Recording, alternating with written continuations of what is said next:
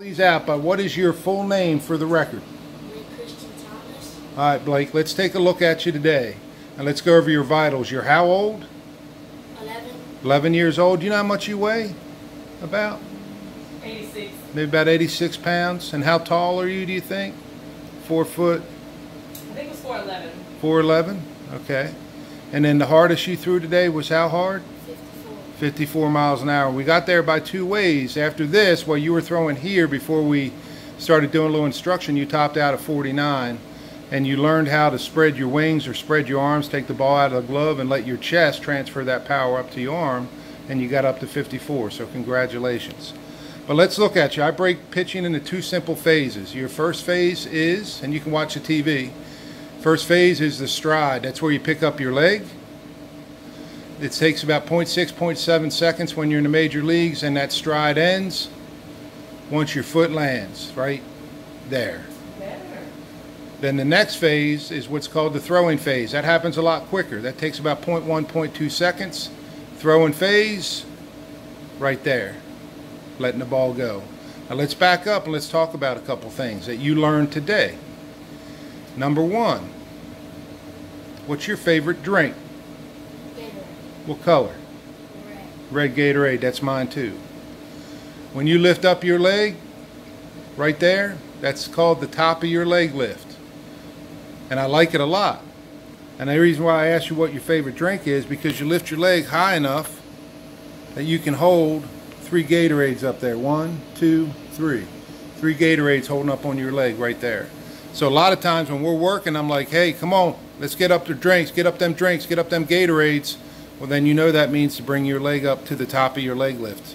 Because sometimes when you're working on stuff, especially when you get your body moving forward, sometimes you only lift it right to there. So I have a lot of trigger points, a lot of things that I say that can help you remember it. And if I say red Gatorades, you should remember that because you take ownership of that red Gatorade. Am I correct? Good job. All right, so there's the top of the leg lift right there. As you're lifting your leg, we learn this, and we'll see this more on the side. As you're lifting your leg, you're going to do one thing that's really important. This change from when I used to pitch. As you're lifting your leg, you get your body moving forward. Okay? And that's going to add a little momentum into your stride, which is power, because the main purpose of the stride phase is to gain a lot of power. Then the next thing we do, once we come to the top of our leg lift, 2 things happen. I take the ball out of my glove, and the next thing happens, I bend my back leg. There you are, taking the ball out of your glove. See how your glove's coming down? And there you are, bending your leg. Good job. Good job on that. I have the video of the very first time you saw him, Mm-hmm. and his leg went all the way to the back. I remember, which camp was he with We me? went up to the zone. Were we at the zone? We did it at the zone? At Because the I zone. recognize you. I just don't remember which one it was from. It's been a long time. You've been grown about a since year. then. So good. So now everything looks good. You're taking the ball out of your glove, separating. But this is the one thing. Watch where our glove goes. When we land, that glove is way out on the outside. When we land, we want that glove to be pointing to our target. So instead of it being right here, we want that glove to be there pointing to our target. I'll show you what it looks like. Kind of right here, but the glove's up a little bit, so that your shoulder acts like the sight of a gun, and then your arm acts like the barrel of the gun. I'm talking about water guns.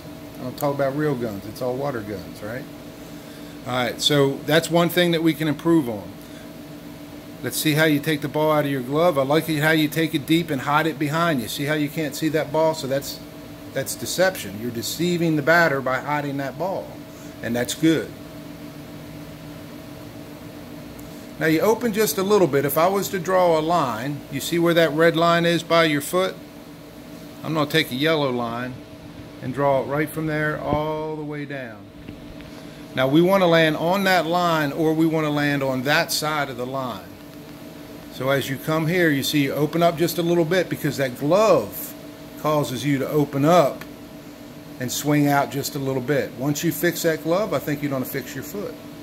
So going over a lot of things, but sometimes you work on one thing, it can fix 3 or 4 things afterwards. So what you're doing is, ASMI talks about high velocity pitchers will not blend the 2 phases together. Right now you're blending the 2 phases together because your throwing arm is over here. So you started to throw just as you finished your stride. So we don't want to start throwing until our stride finishes. So if your arm was up here, then that would mean that then you could go into the throwing phase, but you blend the two together. All right, then the next thing is we talked about this. See how you're letting that ball go right there? Let's stop it right there. Look what I can see. See, I still see that Nike? When you started throwing harder, I couldn't see that Nike. You were getting your chest going further. And guess what it did? It took you from 49 to 54. It gained 5 miles an hour on your fastball just by you getting your chest to go forward. So congrats. Who is your best coach? Yeah. No. No matter what you say, I'm going to say no unless I'm looking at your best coach. Me. Yes. Because you don't hear from me, you don't hear from your brother, maybe. He starts watching some sports, he may say something to you on baseball. You don't hear stuff from your mom and your dad. But you got to put it all together, bub. So you are your best coach. Don't you ever forget that. So that's one thing. We want to see that chest come down further. Because you're standing straight up tall on that one. And you did that. We just didn't have it on film. I wanted to see the way you were and let you experience a 5 mile an hour gain just by you pulling down on your chest, which is a great job. All right, so then the next, we're looking at you from the side. And I took another one here, which is a little bit better. So I'm going to go to the second one I took. There we go. All right, so let's look and see how much we're moving. So I talked about as you lift up your leg, I can draw this line on two sides, on the back or the front, but let's draw it on the back. As I lift up my leg, I want to see my body start moving forward. So there's the top of the leg lift. But I'm going to redraw that line because you bring your leg back a little bit and cover that line. So I'm going to draw this line on this side of the body. So as you're lifting your leg, we want to get our body moving forward. Top of the leg lift. See how it really didn't move forward? Kind of stayed right in that spot. Well, when you threw 55, you got your body moving forward. So that helped quite a bit. Here's the thing. This is why this is so important. And they didn't teach this to me when I was playing ball. What I drew there is a line on your back leg, or what we call a drive leg. That's the leg you drive out of.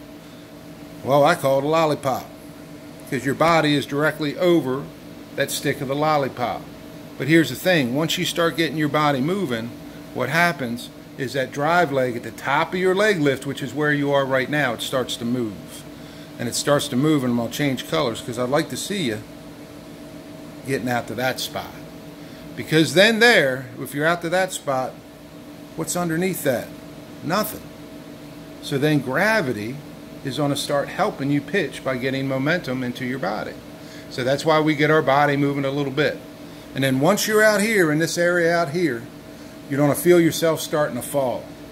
Well, when you feel yourself starting to fall, guess what? Your leg's going to come down. And we already talked about this. When your leg comes down, you're going to take the ball out of the glove, and then you bend the back leg. So you're doing everything right, but just your timing's off a little bit. And we add just a couple things to movement, and then it makes a big difference in your velocity. There you're bending your leg, taking the ball out of your glove, like your fingers on top of the ball to keep it on top of the ball. Watch that glove. See how that glove stays down real low? We want that glove to stay up here, just like we talked on the other side. And then once you land right there, this is in a good position. Your back arm is in a good position. That's called a quarter cock position. This is a full cock position. Oop. I got somebody coming through here in a minute. There we go. That's a full cock position. But when you land,